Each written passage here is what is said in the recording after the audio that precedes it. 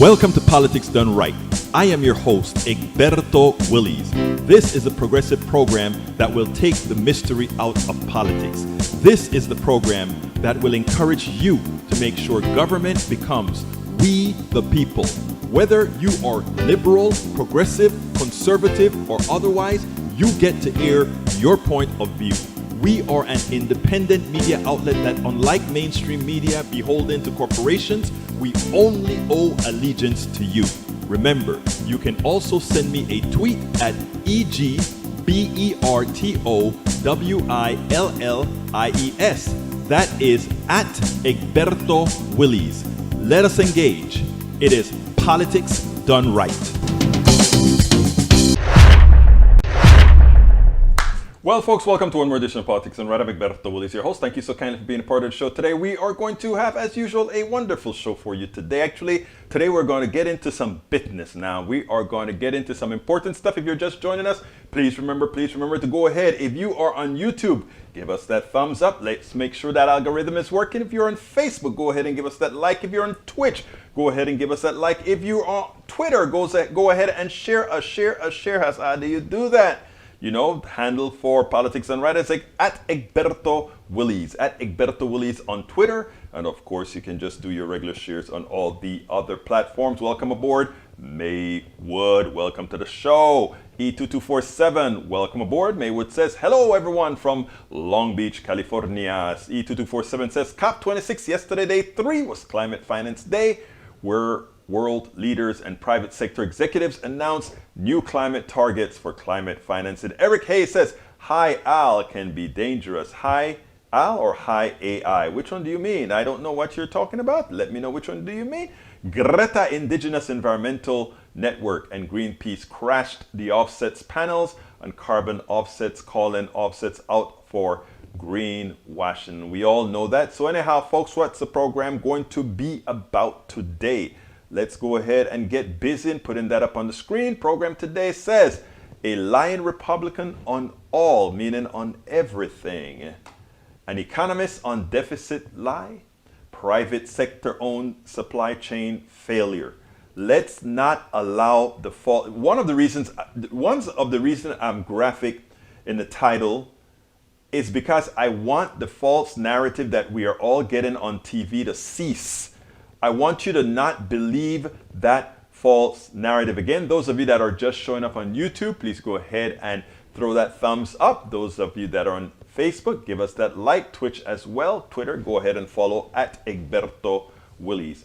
Look, we have to get the nomenclature straight. We have to make sure that folks are not buying into the false belief that somehow the Biden administration has anything to do with a supply chain problem. We're going to go over that a little bit later. So anyhow, the title, Economist Stephanie Kelton, she blows a hole in the deficit myth. You know, we always have conservatives when they are not in power talking about deficits, and they like to talk about things like, we balance our budgets at home, so why don't the government learn how to live within its purse strings as well?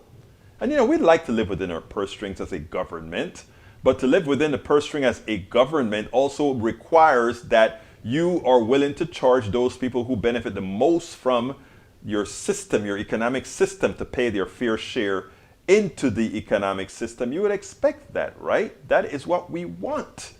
But that's not what they do. I mean, you'd hear the conservatives say, let's balance the budget and let's do it just like we have to balance our budgets at home. As if they are one and in the same. As if credit from the government means the same as credit for a regular person.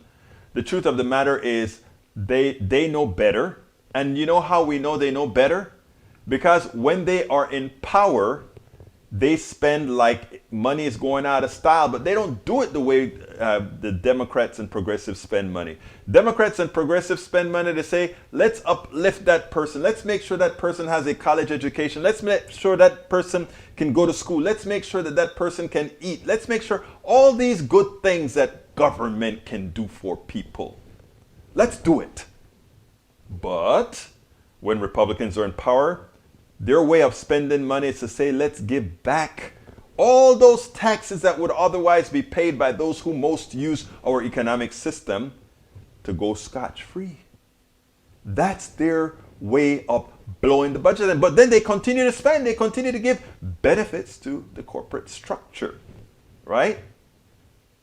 That is amazing how they work. Folks, one of the problems that we have, if you notice, Trump used to say something that was, Trump is pretty dumb. We know that. But he was not only dumb, he wanted others to be just as dumb or dumber than he was. Why? There's a specific reason why he needed that. Because the dumb population would believe that if I can balance my budget at home, the government should be able to balance its budget as well. A dumb person would believe that a deficit is equivalent to you spending money on a credit card. They don't know anything about a sovereign currency.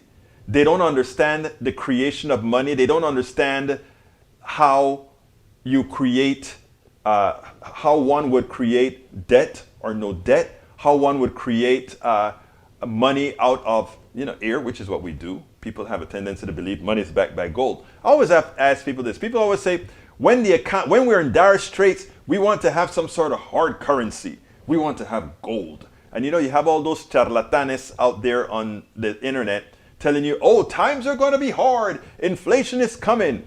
Go get gold. And then I always ask my question. I always ask a special question.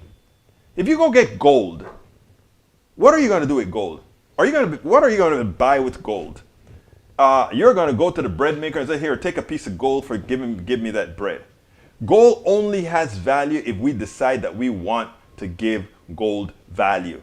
There's nothing special about gold more so than silver, more so than a piece of dirt, if that's what we want to do. But very few people understand. We buy into the concept of indoctrination that allows us to give value to things arbitrarily.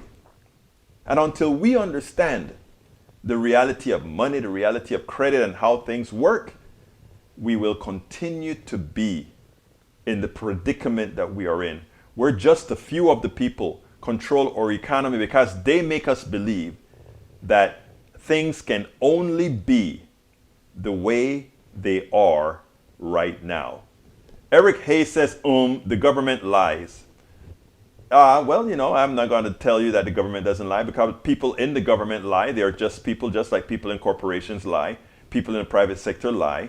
Remember, the tobacco company used to tell you that tobacco doesn't cause cancer, even though they had research that proved it otherwise. But they said it didn't cause cancer. Then they decided to change their name to Altria so that no longer did their name associate with the killer that tobacco is, right? So they all lie, right? The oil companies came and said that they're not causing global warming, right? That's what they did. So let's not go on to the kick about government lies and somehow the private sector gets a pass. Eric Hayes says, look at the disconnect of what changes are being made on the fly with this bill and trillions pushing stuff into it like payments to others. I bet you couldn't tell me not one thing that bill does that is somehow not what I bet you couldn't tell me one real thing that you haven't listened from right-wing radio at all. I bet you couldn't. The Duck That Quack says, I love the bank's rule of nines. I want to open a bank when I grow up. I mean, it's ridiculous, isn't it? May Wood, Eric Hayes, you mean pushing the stuff out you don't know, truly critical stuff, but pushing it out nonetheless? Exactly, May Wood, you hit the nail on the head. Eric Hayes says, you're basically saying we have endless monies. Debt is not sustainable model. You are not pushing the burden on future generations, which is wrong. Eric, I thought you were an accountant. If I remember correctly, I thought you were an accountant. But then again, that would mean you were indoctrinated into the business school put out by Milton Friedman and the others who believe in these theories that they've created to make up. No, first of all, are you basically saying we have endless monies? Actually, we do. We have endless money. And as long as you have services and hardware and products for which that endless money to buy, it is endless. Right now, Stephanie Kelton estimated there's about $800 billion slack in our economy. What that means is if we expanded our money supply by $800 billion in a given year, that still would not, remember we have I don't remember how many decades and trillion budget, economy, size of the economy. But if you expanded our money supply, and how do you expand the money supply? We can go ahead and give more services to people, you know, more childcare, more all these other things. It turns out that we had an $800 slack in our economy. It's not fairy dust, it's just the rules of the economy, Hayes. Deborah John, welcome aboard. The Duck That Quack says catalytic converters are turning some big bucks. Yeah, you know, catalytic converter, now if you have one, you can take it to the trash man and you can get quite a few $100s for a stolen catalytic converter. It's a shame, isn't it? A lot of people start their car up and hear rat-a-ta-ta-ta-ta-ta, and why did they hear that? Because somebody took their catalytic converter. Let's see what else we hear. Okay, again, I wish one of the reasons we have Politics Done Right is we need to have people understand how the system really works. And if they don't, that is why folks can pull the cloth over their heads. Anyway, let's go ahead and start with our first video. It has to do exactly with Stephanie Kelton. Very important video. Check it out. We'll take it on the other side. Republicans are happy. Why are they happy? Youngkin won in Virginia, and you know, they think they have a winning message. Family values. We are going to be the party of families and education. You know, and Democrats are running scared. Oh, we've got to do something now to counteract that. Well, you don't have to do anything that you're not currently planning on doing with Build Back Better, because there are the answers. Stephanie Kelton appeared with Farid Zakaria a couple of days ago, and I think what she had to say about the federal budget deficit and deficit spending is very, very important. You know, many people have a tendency to believe that the federal budget deficit somehow shares the budgeting that we do personally in common. Of course, it's not the case. She's one of the proponents of modern monetary theory, something that we've discussed before and have had several programs on. Check this out, and then we will take it on the other side. Stephanie Kelton is a professor of economics and public policy and the author of The Deficit Myth. Welcome, Stephanie. One of the things that you have talked about in your book is that when we think about this question of are we spending too much, will this kind of deficit spending cause problems like inflation? You say it's as if the last 30 years of history didn't happen. Tell us what you mean by that. Well, Fareed, for so many years, we have been taught to think about government deficits as something that's inherently irresponsible. Maybe in a time of crisis, like after the financial crisis and the Great Recession or during the COVID pandemic, we make allowances and we say, well, okay, we have to run some deficits because it's a moment of crisis. But in more normal times, we're told that deficits are something that we ought to strive to avoid, that governments ought to balance their budgets, that they should effectively balance like budget like a household, that deficits are dangerous because they do things like driving up interest rates, making our long-term debt unsustainable, producing a slower growing economy, putting us at risk of national bankruptcy, insolvency, turning into Greece, the kind of thing that we saw in 2010 with many countries in Europe struggling with debt. So we've been taught to think of deficits as something that's inherently dangerous and risky. And I think the last 30 years, as you just said, really should cause us to rethink a lot of that. And explain what you mean by that. We've been spending, we've run up large deficits. Countries like Japan have run up huge deficits and no inflation. Yeah, Japan's been running large fiscal deficits for the last 3 decades. And you're right, with little inflation to show for it. The U.S. has been running fiscal deficits basically my entire life, with the exception of really 4 years during the Clinton presidency. And, you know, we have just witnessed in the last 18 months or so, Congress commit about $5 trillion to fighting the pandemic, supporting the economy. And what did we end up with? We ended up with the shortest recession in U.S. history. So we have demonstrated the power of fiscal policy, what it is possible to do. lifting nearly half of all the kids in this country out of poverty, supporting families, supporting small and large businesses, protecting this economy through the pandemic. And it works without producing all of the negative consequences that we've been taught to associate with deficits. What about the argument that now you are seeing inflation? Larry Summers has argued that that right now, because of the COVID relief spending that was in his view too much, you are seeing inflation. Summers, I should explain, does support a lot of the social spending in the infrastructure bills, but he feels like all of it together is producing inflation, and the numbers do seem to be ticking up, right? Well, look, one of the first things that we teach students in their very first economics course is not to confuse correlation with causation. So yes, we have had two things happen. We have had a huge increase in fiscal support. So large government deficits that have supported the economy and pulled us out of a recession very, very quickly. And yes, we have higher than normal inflationary pressures, not just here in the US, Fareed, but of course around the world. And so you could look at these two things and say they're happening alongside one another. Therefore, it must be evidence that the government has pushed too far with fiscal policy, that in fact the spending is creating the extra inflationary pressures we see today. I don't think that's right at all. And if you look at what, let's say, the San Francisco Federal Reserve Bank, they've got a research staff, and some of their researchers just within the last 2 weeks published a study asking this exact question. How much of the current inflation we're experiencing can we trace to the $1.9 trillion COVID relief package that was passed in March? In other words, is Larry right? Is Larry Summers right that that is what's been driving a lot of the inflation that we are currently experiencing? What they found is that the answer is unequivocally no, that this year, that spending will add something like 0.3 percentage points to the inflation index that the Federal Reserve cares most about, and that next year it will add about 0.2% to inflation. In other words, it is practically negligible. And what we're dealing with are supply chain and reopening. The pressures related to those kinds of challenges are pushing inflation higher, but it doesn't appear that it is correct to say that the government pushed spending too far.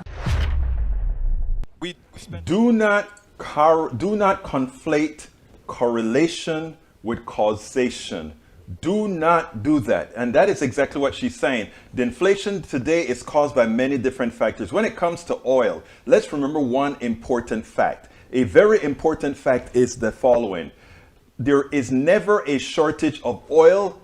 We have cartels that control the amount of oil placed on the market. It has nothing to do with supply and demand in this particular domain. Secondly, we have to remember that inflation has a lot to do with who has pricing power. The increase in medical health care costs has nothing to do with what the goods cost the originators of the services at all. It's simply what the market can bear. You get a broken leg, you're going to have to go to the hospital and get it fixed, and no matter what they charge you, you're going to have to pay. That is how it works. Now, there are some pressures that we have based on things like the supply chain. That also is a fault of the private sector. We'll discuss that at some other time as well. Remember, correlation. I do not conflate correlation with causation at all. It is also important to note, as long as you have supply, sufficient supply of any product, any service, you cannot have inflation unless you have the capitalists with pricing power that decides that we are going to make those prices go up. Do not be fooled into a crony capitalism that uses every excuse possible to suck you dry. That is important. That is very important, that last statement, because that is what they do, suck you dry. I want to jump to something that Bruce Pollard asked. Does the price of gas depend on the deficit? Yes and no. Let me tell you what I mean by that. If we have a certain deficit, if we have a deficit that is causing inflation, then given that the oil is a commodity, the relative price of oil will go up with the relative strength, or rather will go inversely proportional to the relative strength of the dollar. What does that mean? If the dollar weakens in the aggregate with relative to whomever you're buying the oil from, then of course the price of the oil goes up in the aggregate based on the relative values. But the deficits in its own right cannot do that. Let me give another corollary to that. Let's say that we got the value of the dollar fell, but the glut of oil increased, right? The delta that causes a price increase based on a weak dollar is mitigated by the glut of oil, because you don't have you only start to get pricing power if you have people bidding on a resource. Now, when it comes to healthcare, and that is the reason why healthcare does not belong in the private sector. When it comes to healthcare, if you break a leg, you can't say, well, let's see, hospital A is charging this, hospital B is charging that. I'm having a heart attack or a broken leg. I need it fixed now. I've got to pay whatever you charge, absent the proper type of regulations. It doesn't belong in the private sector at all, at all, at all. Let's see. Puffin says, Egberto, blessings to Egberto and Ashley and your family. Yes, she's doing just fine every day, getting a bit stronger, a bit more independent. Very, very well. Thank you so kindly for asking, Puffin. All right, let's continue. Let me see what else. What I want to get to your questions in before I go to the other question. Enjoy our song "Blazin" by Frozen on YouTube when you puff. Check out Puffin's song. I haven't checked it out, but I imagine it's good, Puffin. All right, let's see. E2247. Either they stop financing fossil expansion, or the net zero commitments are greenwash. Exactly, I agree with that statement. The duck that quacks says the price of oil depends on the Middle sheiks. True, that's what we were saying, right? In other words, they have a cartel. They decide how much they want to pump out of the ground or not. They love gas guzzling trucks, but more USA. But buy more USA. But you know what's so interesting about it? They are on a carbon neutral expansion in Saudi Arabia. Think about that. That's what they're doing. While they're trying to get us to suck all their oil, they're looking for the future. A lot of these guys are, you know. If Terry McAuliffe had legalized Bud like Phil Murphy did in New Jersey, maybe he'd have a lot reelected. Yeah, he lost by 70-something thousand last time I saw. That would be enough teenagers, enough 21-year-olds if he had legalized the Bud. I agree with you. You know, that could have been the delta, because even rural dopies would have voted for him. Even the dopies in the rural areas would have voted for him. Okay. The price of oil depends on the Medici. Oh, I read that one already. We also have Tom C. says, per PolitiFact, Reagan took deficit from 70 billion to 175 billion. Bush took it to 300 billion. Clinton got it to zero. Bush 43 took it from 0 to 1.2 trillion. Obama cut it to 600 billion. Trump raised it to 1 trillion. It's amazing. But you know, it's hard. People, this is how poor Democrats are at marketing, or even at telling the truth of what occurred. The people that bust the deficit, the people that have the worst economies, are when we have Republicans in power. Yet somehow too many Americans believe that they are the fiscal responsible one. Do Democrats like to spend more money on people? Yes. Do Democrats like more taxes on the wealthy? Yes. Why? Because it's the right thing to do. It's the moral thing to do. If you are the one who abused and used the economy more so than anybody else, you should pay for it. It's that simple. It's called responsibility, morality, right? The duck that quacks says almost 100,000 miles on electricity. Make your own and drive on your own home brewed power. I agree. That's what we'll do. Daniel Ledo, let's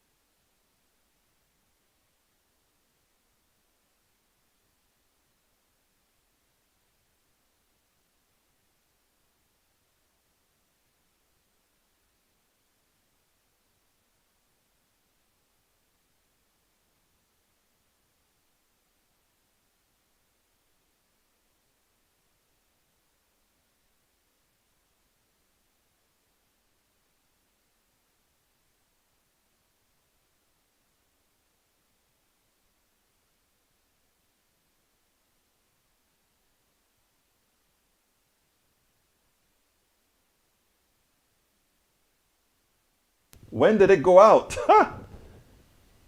Okay, I think it's back. Okay, I think it's back, but it seems like we're having some sound issues. I am glad you said that because we were having some problems. Let's see if that solves the problem. Can you still hear me? Okay, looks like this little wireless thing is going berserk. All right, folks, let's go ahead and get this wired stuff working first. See what's wrong with it here. Let's see if it comes back. All right, no, it's not the plug. What happened with the sound is that, oh, okay, we're back, yeah. I don't know what's going on with this little piece that we purchased here for the sound. Actually, you guys purchased it. All right, let's see. I tell you what, I better install another microphone as we're speaking right here, because as I see, this stuff may give us a little.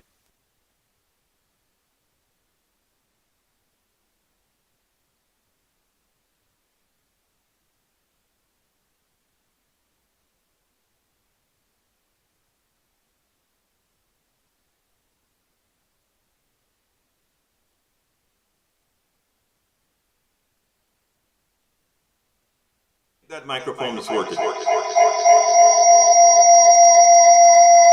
Get rid of the echo. All right, I think we're back with some sound now. Okay, I had to use yet another microphone, folks. Our new wireless microphone has just gone kaput. Our new wireless microphone has just gone kaput. It seems like this kaput microphone is heading right back to where it came from. Okay, we're back. We're back. Okay, let's see what else we have here. Okay, I'm coming back to see where the dropout sound occurred, and then we'll start taking it. No sound on YouTube. Hey, for those of you from the PDR posse that have my number, whenever you have things like that I can't see, please go ahead and remember to send me a text or something and say, Egberto, where the hell is the sound? Something happened. Okay. All right. Peggy Lopez says she's just listening today. So welcome aboard, Peggy. Welcome aboard to the program. Sound out on FB also. Okay, we're back. So I think all should be cool now. All right, let's go ahead and go to the other video. Let's get things to sort of normalize here, and then we'll come back on the other side. This is Pete Buttigieg telling the truth about you know what. Check this out. Pete Buttigieg. I mean, everybody's been talking about the supply chain issue, the supply chain problem that's happening, and what is Biden going to do about the supply chain problem? I'm going to hit this one time again, and that is a private sector problem. I want you to listen to Buttigieg. He's not going to quite say it that way. No administration is going to say, we don't have control. It's a private sector who runs this stuff. We're going to, but they're coming to beg us. The private sector is coming to beg the government, give us a hand, because we just can't do it by ourselves. Something that when we're making money, they like to tell you, leave us alone. But I want you to listen to Buttigieg, and then we'll take it on the other side, because this is important for Americans to understand. This supply problem is a profit-based problem. They screwed the Americans to keep their profits high and give them more, make them at best uncomfortable. Check this out. We'll take it on the other side. I want to move on because you mentioned infrastructure. I want to talk about the supply chain crisis. 2 weeks after the Biden administration announced that key ports would move to 24/7 operations, supply chain backlogs are still really not getting much better. There are persistent truck driver shortages, warehouses are overflowing, an estimated $24 billion worth of goods are stuck waiting to go through U.S. ports. So how are these going to be fixed? And do you expect these persistent delays to continue through the holidays? Well, we are going to continue to see challenges. The steps that we're taking are making a difference. But think about all of the things that have to happen to get a product to a shelf on time. Fundamentally, it's up to the producers, the shippers, and the retailers. And we're doing everything we can to help them move those goods across infrastructure that's often outdated. Look, we've got demand that's off the charts. The Retail Federation is predicting an all-time record high in terms of sales. We've got supply, which is in some cases actually up, but not up enough to keep up with that demand. And then the biggest thing of all, of course, you have the pandemic. The pandemic is poking holes in supply no matter how good any company or any administration is. We're going to keep working on things like the port issues, smoothing out anything else that is within our control. But the only way we can really put these disruptions behind us is to put the pandemic in the rearview mirror, which is why the president has been leading decisively to do just that. If you notice, he said, we'll do what we can, and remember that it's the producers, the manufacturers, and the suppliers whose job it is to get this done. I want folks to be clear here. The reason we are having a supply problem has everything to do with the private sector. They are the reasons why they have just-in-time inventory. They are the reasons why they didn't invest in infrastructure. They are the reason that they paid off the government to have lousy ports, lousy infrastructure. It is they who created the atmosphere of failure that we currently see. It is the private sector who is responsible for these failures. Anyone who continues to say, let's just leave it up to the private sector, you're saying, let's just leave the pain of the people up to those who best profit from them. Don't you ever forget that. We want to change that. We have to have better government controlled by we the people who create the regulations that are necessary to prevent those folks who would profit on our backs from being able to screw us year after year, decade after decade. Absolutely. So anyhow, we are at the halfway mark. Hey guys, let me tell you, I had to change my. I'm glad. The way we set this stuff up, right, is we have the wireless mics, etc., but we also have the backup system in case something like what just happened, ready to fly on the fly. Anyhow. It is that time of the day. Please, if you are on YouTube right now, please consider becoming a part of our PDR Posse by simply clicking that join button. If you click that join button, you can become a part of our PDR Posse, something that we need right now. If you're not on YouTube or if you don't see that join button, simply go to this field here, politicsdoneright.com/YouTube, politicsdoneright.com/YouTube. Alternatively, you can also support us on Patreon. Patreon is spelled Patreon. politicsdoneright.com/Patreon, politicsdoneright.com/Patreon. And of course, we like good old standby PayPal. You can either be a subscriber on PayPal or a one-time supporter on PayPal. You decide how you want to support us. Look, it's getting cool. Like I said yesterday and the day before and the day before. Yes, great news about Ashley. Ashley is getting better. Ashley is getting better. We are working on her, and that's why we will remain in DC till she is 100%. Anyway, folks, go to our store, politicsdoneright.com/store, politicsdoneright.com/store to get that hoodie. It's getting cold. Get that hoodie, that jacket, that hat, that cap, that t-shirt, and please consider getting our books. We talk a lot about the economy. So we talk about it from a point of view that is not the indoctrinative point of view. Because right now in America, you learn everything in such a manner that you get indoctrinated and you cannot see things objectively.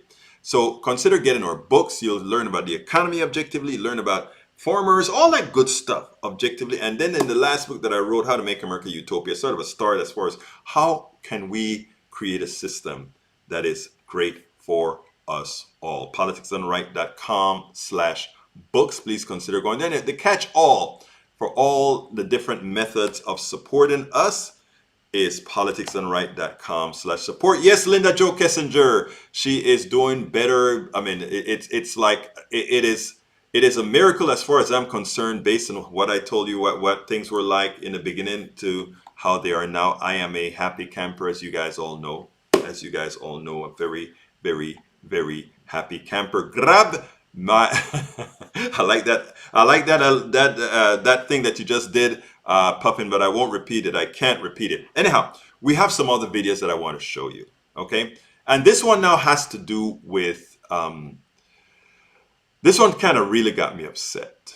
This one got me upset because it just shows how effective the Republican lying machine is, and how ineffective too often Democrats are to set the record straight. And that's what we try to do here, right? Set the record straight.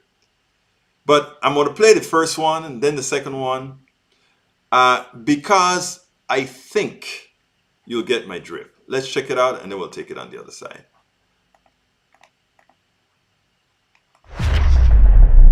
Republicans are happy. Why are they happy? Youngkin won in Virginia, and they think they have a winning message. Family values. We are going to be the party of families and education.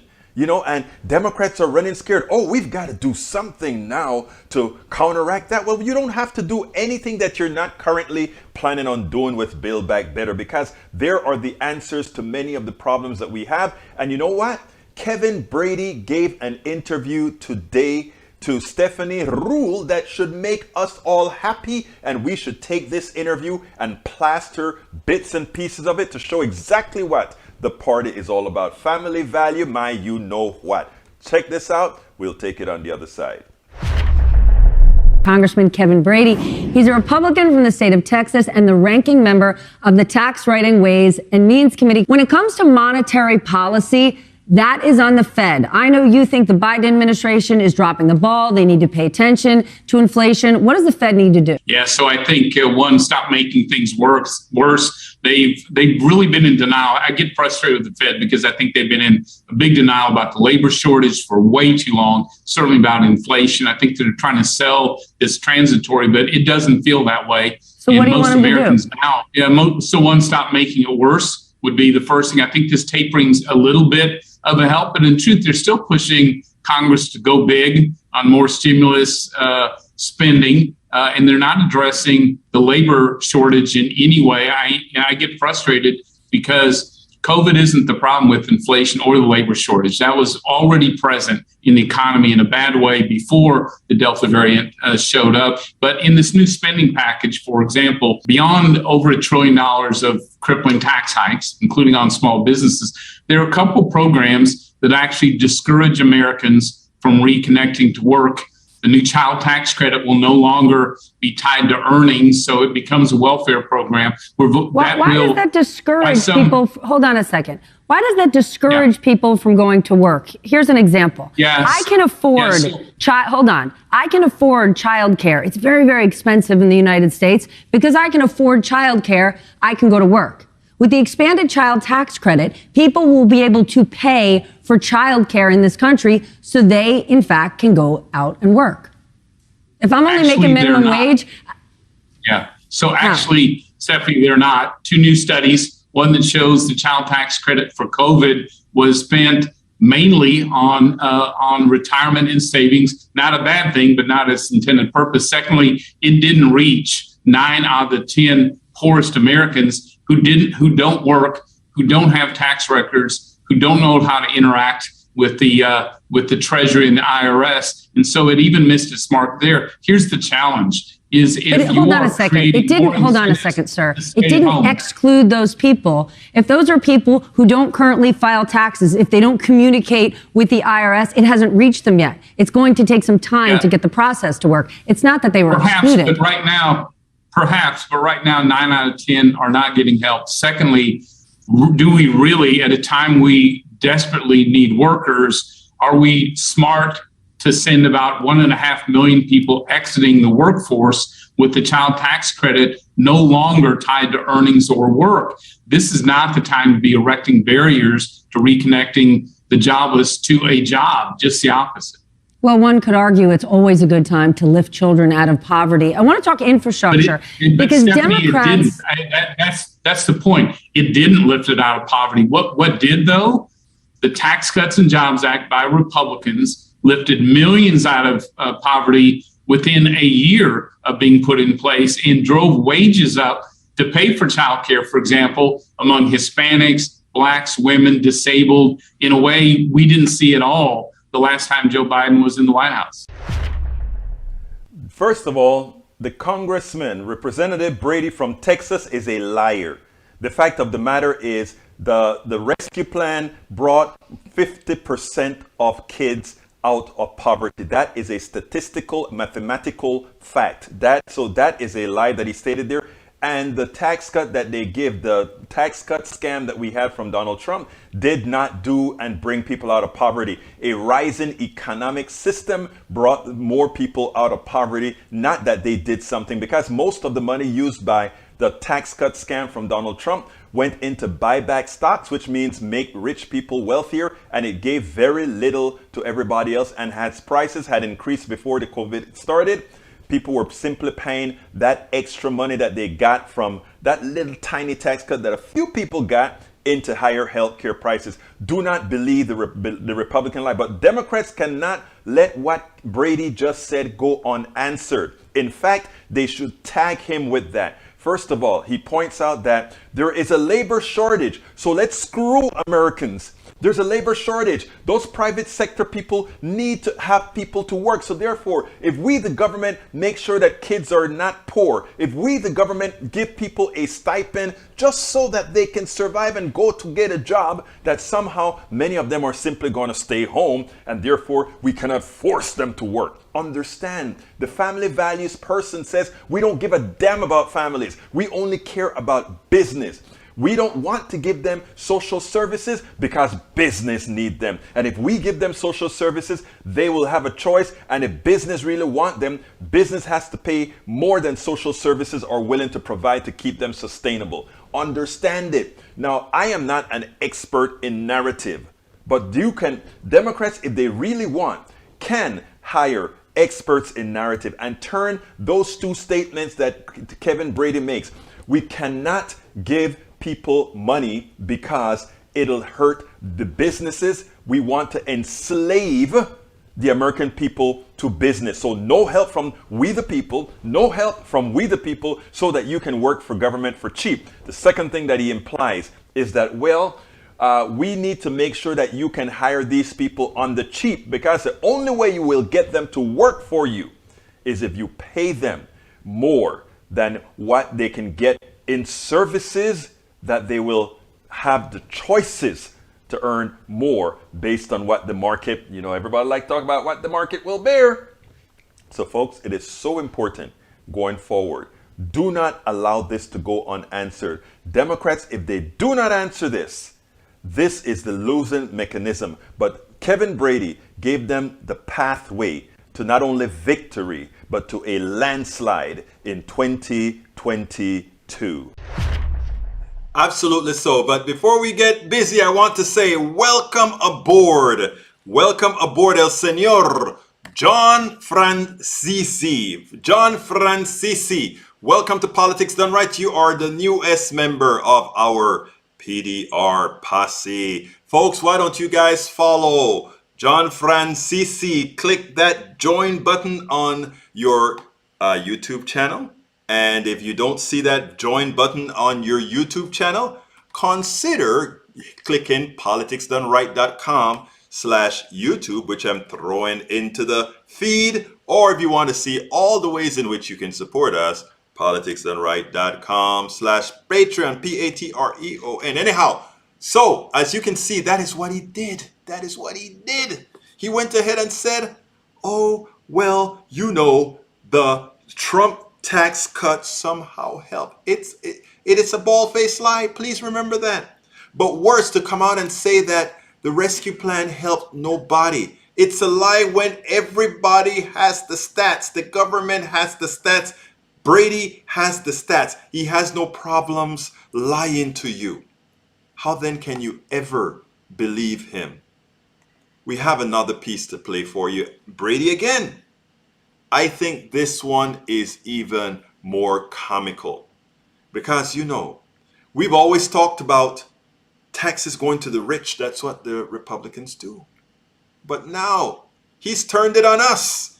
And if we can't see it, we deserve everything that we will get. But anyhow, check this out. We'll take it on the other side. I don't think I've heard a bigger lie than but with the art form with which Representative Kevin Brady, Republican of Texas, did it. I want you to listen to this, and then what we'll do is we'll take it on the other side, because it is amazing how these guys know how to use good democratic policy and turned it into a weapon, yet they have bad policies that we should easily weaponize that we generally don't. Check this out, then we'll take it on the other side. Let's talk about those Republican tax cuts, because they got rid of the state and local tax deductions and They limited them. Democrats are looking to bring those back. You argue that it is a giveaway to the wealthy. Why shouldn't we help high tax states like New Jersey, where people are saying, I have to leave the state, I can't afford to live here? What they're doing is they're moving to cheaper states like yours, Texas. One, that's their choice. One, these are great states, by the way. People love living there, but they just are brutally taxed, All both as states are families great. and businesses. That's why they're leaving. Secondly, why should the building janitor who doesn't itemize subsidize the occupants of the penthouse who gets under repealing the SALT cap, gets the majority of the tax windfall goes to millionaire and billionaire households? Why is that fair? And why should low tax states subsidize high tax states? It is a giveaway to the wealthy. And today, as we talk, it is the number one reason they're not moving forward on this big tax and spend bill. They can't figure out how to give this tax windfall to the wealthy. My God, this guy has turned around the argument that Democrats successfully and reliably use against Republican policy to hit us up on a tax cut. Here it is. Democrats are trying to give a tax cut to a tax cut, and somehow they have found a way to turn a tax cut into a giveaway to the wealthy. Now remember, that is first of all very, very rich. We have to remember that the $1.7 trillion tax cut that Kevin Brady put together went mostly to corporations and the rich, and there was a pittance that actually went to the average American citizen. They took it and they became wealthy. They had stock buybacks and the works. And he has the nerve to say that somehow it is a giveaway to the wealthy because the Democrats want to give a tax cut to states that have a very high sales taxes, property taxes, etc. If you pay these taxes, you should get a break. Now, here's what's rich. Stephanie says, all these people are moving to low tax states like Texas and Kentucky and all these other states, right? Here's the kicker. These states that people are moving to, they make their wealth in blue states, in blue rich states. And then they migrate to Texas with the riches that they've acquired over there. You know why? Because states like Kentucky, Mississippi, Alabama, even Texas to some extent, they are all beggar states. They are all welfare states. In other words, they take out more from the federal government than they put in.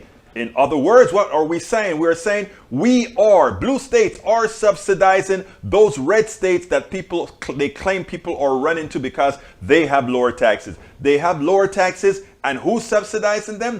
Blue states are subsidizing the red states that you just heard Kevin Brady talk about. Why should we subsidize those other states? No, it's the other way around. Look up the numbers. The federal government takes the money from New York. The federal government takes the money from Connecticut. The federal government takes the money from all these rich blue states and give it to the red states that have very low taxes, that have very low education, that does very little for its people, and they're nothing more than welfare states. Come on, it is rich, and it irks me that Stephanie Rule, who should know about that, didn't bring that up. It irks me that Democrats in general, the first time somebody talks about Kentucky, the first time somebody talks about Mississippi, the first time somebody talks about Alabama, Arkansas, Oklahoma, they are beggar states. They are beggar states not because the people in the states are bad. They are beggar states because they have lousy Republican governments that know exactly how not to govern and pilfer their own. And pilfer their own, but I tell you, better than that, folks, I have something for you. I want you to listen to this because this covers the same particular issue. Check this out, then we'll take it on the other side. The other thing, again, that confuses me is why the targeting of salt, which is a which is a huge issue in the north, basically all of the blue states. I mean, it reads very political in the sense that basically the salt deduction elimination or reduction, the reduction of the fact that you cannot deduct your state and local taxes from federal taxes is at the direct expense of those higher salt state and local income economies, which are the densest population, the most economically vibrant, and comes at the direct expense of the infrastructure in New York, California, where you need that the most. And I'll tell you, from someone who comes from Indiana in the Midwest, where we believe in low taxes, responsible spending, we also don't think that our tax dollars should be used to offset the bloated, out-of-control spending of these traditional... Well, I'll tell you, one thing real quick, though. And so that money is being taken out of our pocket that you say that because actually the blue states actually pay 2 times as much to the red states than the red states receive. So what you said was not actually correct. What you're saying now is that in addition to taking money from the blue states to pay for Indiana's infrastructure, you're also going to reduce the tax deduction for blue state tax holders to pay for their own infrastructure while they still subsidize red state. While they still subsidize red states. I mean, I think that was such wonderful by Radigan. Radigan really got him. Here we got this pompous Republican saying, we don't want to be subsidizing you high tax states. When it turns out the reason they can be low tax states is that they're welfare states taking money from us all. You see why it is so important. Why it is so important for us to know things and not just listen to. When we have Brother Eric Hayes listening to the right-wing media, he won't hear that reality. He won't understand that Kentucky, Alabama, Oklahoma, Arkansas, North Dakota, South Dakota, all these red states that get 2 senators for having a few people, they're all beggar states. We all support them. Our tax dollars go to them. And at the same time, they want to be wrong and strong. Oh, we have low taxes. Come move to North Dakota. Come move to Oklahoma. We'll take good care of you. We won't charge you a lot of taxes. Yeah, right. Because we're paying you. Because we are the ones. You are the welfare queens of the states. And if Democrats would start doing that, telling the truth about this, I mean, I know what they do. They weigh the problem. Oh, if we go ahead and say that the North Dakota or Oklahoma or Alabama or states that are beggars, what about some of the people in Oklahoma are not going to like it? Yeah, but a lot of them are going to see the truth. And a lot of them are going to say, why are we a beggar state? Shouldn't we be better than that? Shouldn't we want to have an educated population? Shouldn't we want these things? But you see, again, it's the stuff that I talk to you about all the time. Do you prefer to have chains on your hands or chains in your head? The plutocracy has figured out which is more efficient. Chains in your head. And that is what our PDR posse is all about. Unchaining the heads of many. So PDR posse, thank you guys for doing that. We love that that's your job. We love that that's our job. To unchain minds that are unwillingly chained. Unchain minds that are unwillingly chained. And that is what we're going to do. Rose, yes. I think I have the books scrolling on the screen now. The different books that we have scrolling on the screen. So folks, consider doing that. Please go to politicsandright.com/books. Politicsandright.com/books. Get one of our books or get many of our books. We have that special on our books as well. If you take a look at the newsletter that goes out with the show every day, you'll see those good old specials on the books. Anyway, anything else anybody wants? Roberto Luis, mi hermano de Panamá, ¿cómo estás? Welcome to Politics Done Right as usual. ¿Quién más está aquí that I haven't saludado? Let's see. Que no he saludado. Let's see who is here that I haven't said hi to. Linda Jo Kensinger, I think I called you out, but I'm not sure. Maywood, I think I called you out. Rose Williams, of course, I called you out. Eric Hayes, I called you out. Puffin and everybody else. Look, guys, thank you guys for being here. Somebody else just chimed in. Let's see. Linda Jo. Eric, you said the current admin. Guess I misunderstood what you said. Bruce Pollard said, not just change minds, get them out to vote. Bruce Pollard, you're absolutely right. Look, we got to get out of here. I want to thank you guys for being here. I know you could be anywhere else, but you decided to spend the time with Politics Done Right. I could not be more indebted to you. As you can see, I have the screen. El Señor John, thank you so kindly for becoming our newest member. John Francisi, welcome to Politics Done Right. We aim to earn your trust. We aim to earn your support. We aim to earn all of that to ensure that you know we make the change to this country that we must. My name is Egberto Willies. This is Politics Done Right. I got to read. Sorry, let me put it on hold 1 second. I have to read the next attack on my character from El Señor Ledo. Considering Egberto's total disconnect from reality and his jaundiced Marxism ideology, should he be considered clinically insane? When does he cross the line? Let's have a vote. How many of you think I'm clinically insane? My right-wing brother, Daniel Ledo, thinks I'm critically insane. Am I? Maybe. Who knows? If I am clinically insane, if using math make... Nanette Bird-Smith, welcome aboard. If using... Rose, I'll give your love to Ashley. If being clinically insane means doing math correctly and putting this out, I accept. Tom C., what is Ashley's blog link again? Oh, let me put her blog link up. Oh, you guys are holding me this for a little bit more, but I'm going to find her link and stick it in the channel right now. Bear with me a second as I pull it up. I've got, if somebody's going to ask for our beautiful Mariposa, her link to the chain, I've got to give you guys the link right now to her story. And it's coming up right now, guys. It's coming up right now. I had to go to another screen. Para ver dónde está. There is the link to her story. Anyhow, look, guys. So you can vote up whether I'm clinically insane or not. Drop a line in the comments and let me know if I'm clinically insane as far as you guys are concerned. But I don't think any of us are clinically insane. But that's okay. That's what it's all about. Nanette Bird-Smith says, Team Ashley, love you. Okay, great. All right, guys. My name is Egberto Willies. This is Politics Done Right. And you guys know how I end this baby. I am what? Out.